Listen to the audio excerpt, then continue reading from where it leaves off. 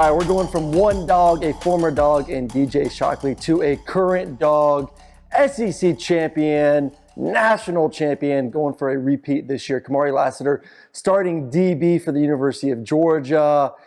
What's the highlight right now, Kamari? Like, have you been able to sleep after that SEC championship win, or how are we feeling overall?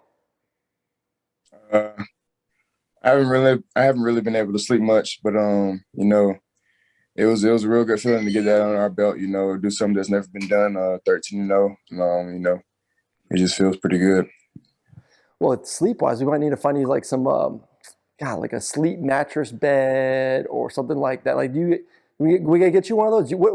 What are you sleeping on now, and what kind of NIL deal bed-wise do we need to get for you and the football team, so y'all can get some better sleep going forward heading into that natty? I don't even know what I'm sleeping on right now, but I need a sleep number or something. Somebody hook me up. Get me right. All right. We will we'll see what we can do on our end. See if we can pump this thing. Maybe send it to Sleep Mattress or that Dak Prescott commercial going on. That hot, the cool. Yeah. That's what I need. I got a 1-week-old, 2-week-old baby. So your boy over here, I'm actually sleeping upstairs, trying to get the bed sleep. So I need a new mattress upstairs so I can sleep a little bit better. My wife's like, you can sleep down here. I was like, no. Like, I'm trying to get like a nice 6 or 7 hours, and you're having to wake up every 3 hours to feed the baby. So, dad life, you'll be there one day. You'll be there one day. All right. So, what was the first thing that went through your mind? I guess what point did you guys know that thing was kind of wrapped up in the bag come Saturday night versus LSU?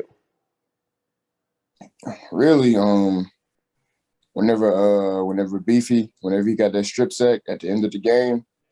Man, but all the way up until then, LSU, they never really stopped fighting. So, we was going at it like we was just throwing blows, throwing haymakers at each other. Yeah, that's the one thing about LSU, man. It felt like they're a good football team. I think you guys can agree to that. Like, there's a reason why they were in the SEC championship game, reason why they won the West. They got some talent. I mean, Butte showed up in a big way. We kind of got to see like what he was about, and really hasn't shown that all year. But he's a stud. Malik made some plays on the outside too, but I never once felt like the game was kind of out of control, or that in the sense of like I was in any panic mode. Like, you guys, like this has been this whole season, when you guys want to put it on and put a team in the dust, you're going to put a team in the dust. Just sometimes you play with your food a little bit, but it's okay. What was the talk on the sideline when Jalen lifted the quarterback in the air like a little baby with one arm?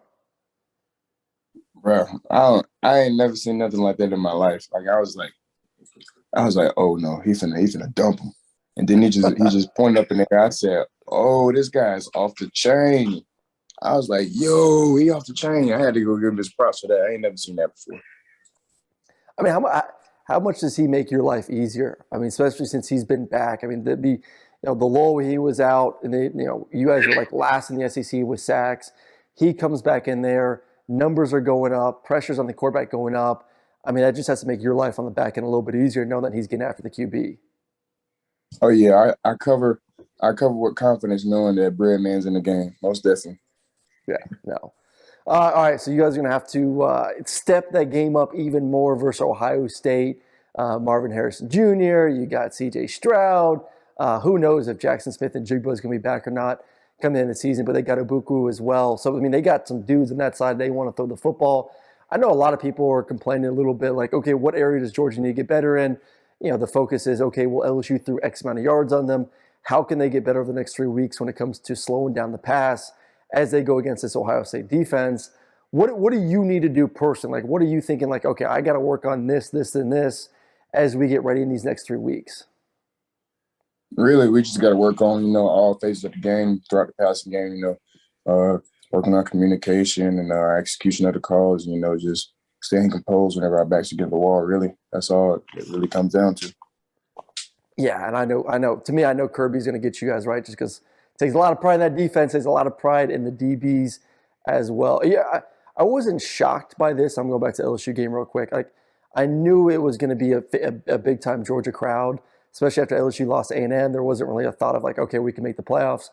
But it felt like there was 80% to 90% Georgia fans. That kind of, I mean, you played in big games. You played in neutral sites. You obviously played in the game versus Oregon this year, and then last year in the SEC championship game. But like, were you kind of surprised with like how much love and support that was red and black there in the stadium in Mercedes-Benz. Yeah, I mean, I remember back at the Oregon game, it was a lot of green, but I remember a couple of days ago, I didn't see nothing but red. I was like, wow, I only saw a little bit of yellow. Yeah, it was a lot of fans. So, that kind of I mean, I knew, we always travel deep, but I didn't know that we was going, I know it's basically a home game, but I thought LSU would, their fan base would do a little bit more.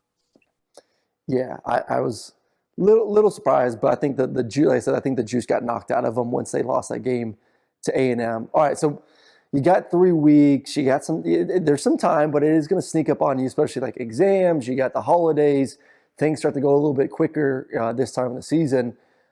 How are you kind of relaxed right now? What are you doing in your free time to recharge when you do get some of that downtime? Really, I mean, I'm just resting and recovering, taking a couple of days just to be away from the game, study, and rest my body, and then get back to it sometime later on this week. You gaming at all? Like what are we Netflixing? Any new shows? Any new games? Or you just sleep? I'll be on that Call of Duty. All right. Do you stream? Yeah. Nope, I ain't that good. I'm average. I'm funny though. I'm funny. I should stream, but I'm average. I don't want people knowing I be getting killed all the time. What I guess obviously I answered my question. Like I was gonna say, what makes someone good? They just stay alive. Like, how do you get to that point? Like, what are there certain? I don't know. I'm not a gamer. Like I'm a dad of 2, so I don't really get that time. And I was more of like a FIFA guy when I did game back in college. Like, what makes FIFA. someone? What make? Yeah, FIFA. Go play a little soccer. Go watch. I guess you can't support the United States. We're out. But me and the big boys would play FIFA all the time. You gotta like for duty. You gotta be like off the chain, killing people, and like just not dying. And you want some other stuff. Do you stream someone else? Like, would you turn on, say, YouTube and watch someone playing Call of Duty? I don't watch people play Call of Duty, but I watch people play Madden a lot. Okay. Because I always get that question from people, like especially like older folks who didn't grow up gaming at all. Like, why does someone want to tune in and watch someone play a video game? And I'm like, well, you tune in and watch 18 to 22 kid play a football game. Like, is that, to me, is that like the next generation? Like, it's okay to sit back at home, turn on your computer or TV and just watch someone play video games? I mean, yeah. I mean, if it's entertaining to somebody, I don't see what the problem is. I mean, everybody has different forms of entertainment. I mean, it's a pretty big market right now, so why not? Yeah. All right. Well, I think I'll maybe do some peer pressuring this offseason after you guys win that natty to get you to start live streaming.